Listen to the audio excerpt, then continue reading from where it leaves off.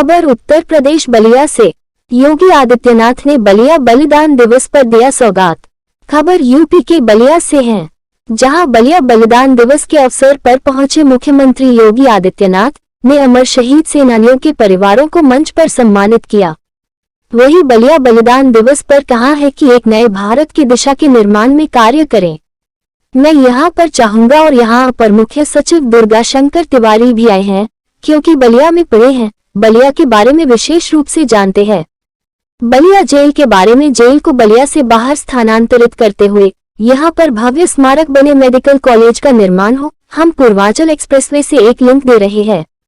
जमीन अधिग्रहण का कार्य चल रहा है, तेजी से हो रहा है। बलिया से 2 से ढाई घंटे में लखनऊ पहुंच जाएंगे। यहाँ के बस स्टैंड को एयरपोर्ट जैसा बना दे, यह परिवहन मंत्री से होना चाहिए। बलिया के दायरे को बढ़ाए, बलिया को जल जमाव से मुक्त कराना है।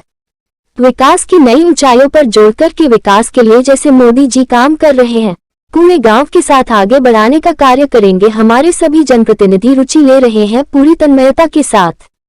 न्यूज़ एवीपी उत्तर प्रदेश बलिया से सुरेंद्र गुप्ता की रिपोर्ट। पुस्तकें प्रकाशित की हैं अयोध्या शोध संस्थान संस्कृति विभाग ने। बलिया में आज बलिया बलिदान दिवस के अवसर पर ये पुस्तक आज यहाँ इसका विमोचन हो रहा है।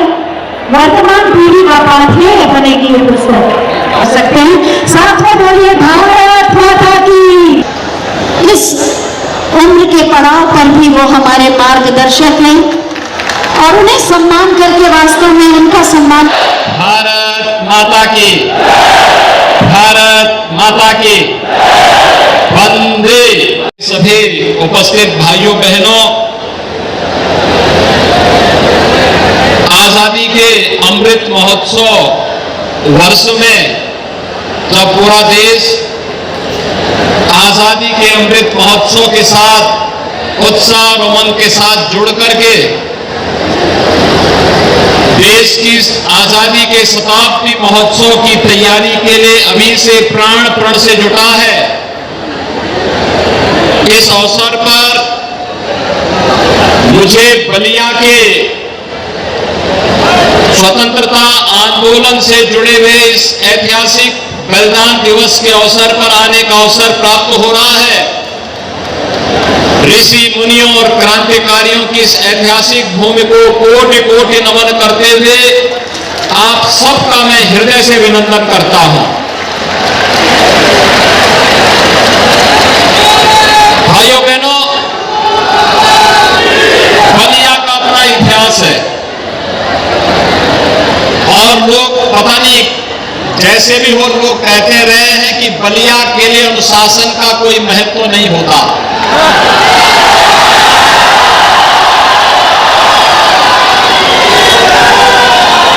आजादी के बाद तो देश के विकास के लिए जिस अनुशासन की आवश्यकता होती है वो हमेशा बलिया ने दिखाया, लेकिन आजादी के पहले,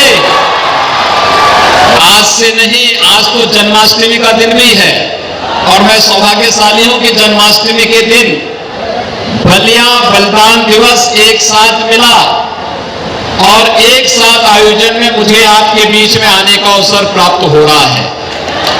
लेकिन बलिया ने वास्तव में जब जो आवश्यकता पड़ी, ऋषि मुनियों की धरती है और महाराज भृगु ने भी कभी भी कोई चिंता नहीं की। यहां पर बलिया आज भी उस श्राप से अपने को मुक्त नहीं कर पाया।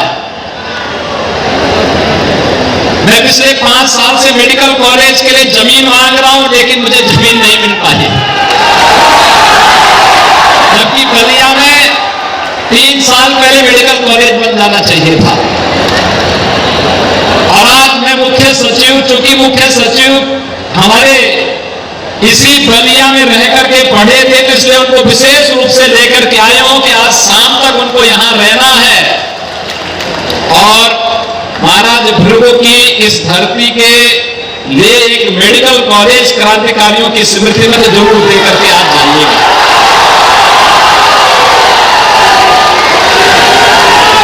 तो उस समय भी अनुशासन नहीं माना था और और जब देश की आजादी के लिए किसी लड़ाई की आवश्यकता पड़ी, इसी धरती के, इसी माटी के लाल मंगल पांडे ने वो चिंगारी जलाई थी। जो अंग्रेज अधिकारियों को,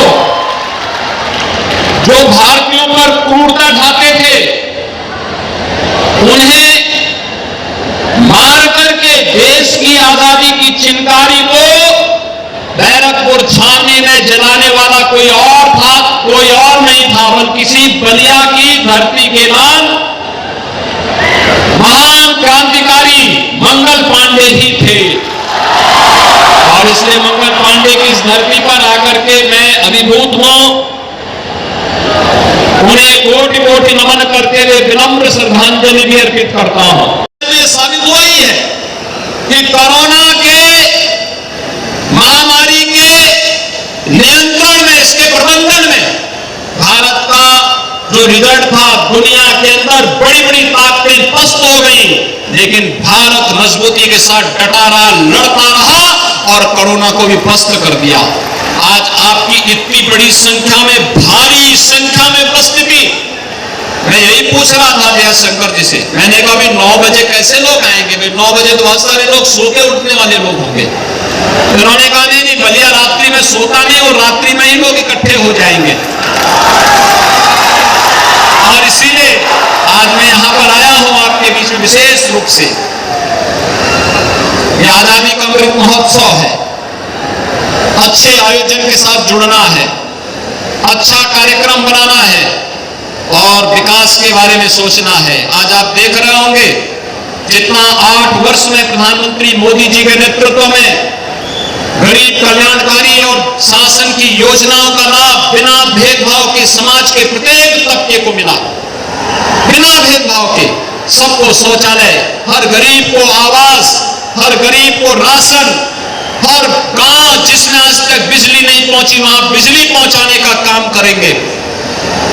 जिन गांवों में अब तक कोई सुविधा नहीं मिल पाई, वहां पर हमने उस कार्य को पूरा किया है। कोई कारण नहीं कि अगर कोरोना जैसी महामारी को मात देकर के हम लोग आज देश के अंदर 200 करोड़ वैक्सीन की डोजेस देश के अंदर फ्री में उपलब्ध कराने में सफल हुए हैं, कोई कारण नहीं कि आने वाले समय में भारत दुनिया के अंदर नेतृत्वकर्ता के रूप में क्यों न होगा। और प्रधानमंत्री मोदी जी ने अपने नेतृत्व क्षमता से दुनिया के अंदर वैश्विक जगत में आज उस प्रकार की स्थिति बनाई है। हम सब प्रधानमंत्री मोदी जी के नेतृत्व में एक नए भारत के निर्माण की दिशा में कार्य करें और इस दिशा में हम लोग बेहतरीन प्रयास करें। और मैं यहां पर चाहूंगा, आज हमारे मुख्य सचिव भी यहां पर आए हैं, चूंकि बलिया में पढ़े हैं, तो बलिया के बारे में विशेष रूप से, बलिया जेल के बारे में, बलिया जेल को बलिया के बाहर कहीं स्थानांतरित करते हुए यहां पर एक भव्य स्मारक बने, मेडिकल कॉलेज के निर्माण के लिए कार्य योजना विस्तृत रूप से तैयार करते हुए कार्यक्रमों को आगे बढ़ाने की आवश्यकता है। बलिया की इस आवश्यकता की पूर्ति करने के लिए कार्यक्रम में आगे बढ़ाएंगे। परिवहन मंत्री आप ही के यहाँ के हैं इस समय तो, और परिवहन मंत्री इसीलिए बने हैं जिससे बलिया से लखनऊ की दूरी को निरंतर ये कम करते रहे। पूर्वांचल एक्सप्रेसवे का एक लिंक वे हम लोग यहां पर दे रहे हैं बलिया के लिए भी। जमीन अधिग्रहण की कार्रवाई चल रही है, ये काम भी तेजी के साथ होगा और बलिया को हम जोड़ेंगे, जिससे बलिया से 2 से 2.5 घंटे के अंदर ही आप लोग लखनऊ पहुंच जाए। इसलिए 2 से 2.5 घंटे इस दूरी को कम करने के लिए सड़क का काम हम करेंगे और यहाँ के बस स्टैंड को बहुत अच्छा एयरपोर्ट जैसा बस स्टेशन बना दें बलिया के अंदर। ये परिवहन मंत्री से मैं कहूंगा कि अच्छा बस स्टेशन यहाँ का बलिया का होना चाहिए, जिससे लोगों की कनेक्टिविटी बेहतर हो सके। कुछ इलेक्ट्रिक बसेज भी यहाँ नगर के अंदर चलवाइए, बलिया इस नगर के दायरे को बढ़ाइए, लोगों को सुविधा मिलनी चाहिए। सर्वाताल के बारे में कुछ कार्य आप लोगों ने किया है, शेष कार्य भी और आगे होंगे। बलिया को जल जमाव से मुक्ति भी देना है और बलिया के विकास को एक नई ऊंचाई पे पहुंच करके यहाँ के लोग विकास के साथ जुड़ करके जिस तरीके से भारत के विकास के लिए प्रधानमंत्री मोदी जी के नेतृत्व में काम कर रहे हैं, उस पूरी भाव के साथ हम आगे बढ़ करके इसे आगे बढ़ाने का कार्य करेंगे। हमारे सभी जनप्रतिनिधि इस दिशा में रुचि ले रहे हैं, वे पूरी तन्मयता के साथ इस पूरे अभियान के साथ जुड़ रहे हैं। यहाँ के सांसद जी वीरेंद्र सिंह जी, श्री नीरज शेखर जी, श्री रविंद्र कुशवाहा जी, श्रीमती केतकी सिंह जी, श्री रविशंकर सिंह पप्पू जी, ये सभी लोग कार्य कर रहे हैं। मजबूती के साथ बलिया को आगे बढ़ाने का कार्य करेंगे। मैं एक बार फिर से इन सभी महान क्रांतिकारियों को, आज यहाँ पर बलिया के इतिहास पर एक पुस्तक भी मैंने विमोचन करने का अवसर प्राप्त हुआ।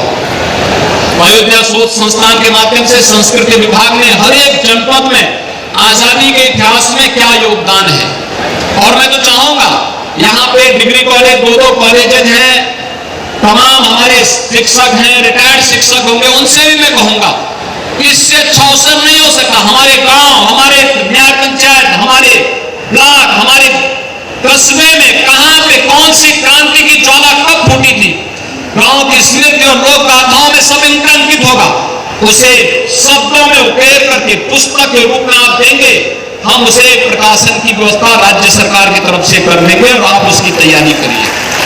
हमारे पास एक अपना अभिलेख होना चाहिए जिससे हम आजादी की लड़ाई के उन सभी क्रांतिकारियों को सम्मान दे सके।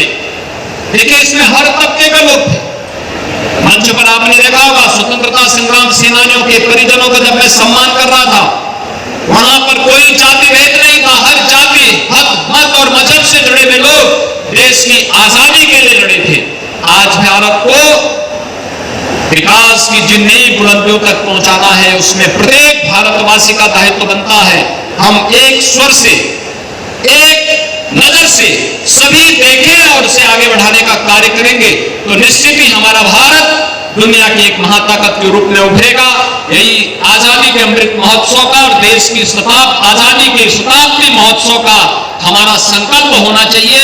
मैं आज के इस अवसर पर अपने सभी महान क्रांतिकारियों को, जिन्होंने देश की आजादी के इस आंदोलन में बलिदान दिवस के अवसर पर अपने आप को बलिदान दिया, नेतृत्व दिया, उन सबको एक बार फिर से आज जन्माष्टमी के इस पावन पर्व पर, बलिया बलिदान दिवस के इस पावन अवसर पर उन्हें कोटि कोटि नमन करते हुए उन्हें सत सत वंदन करता हूं, उन्हें विनम्र श्रद्धांजलि अर्पित करता हूं। धन्यवाद।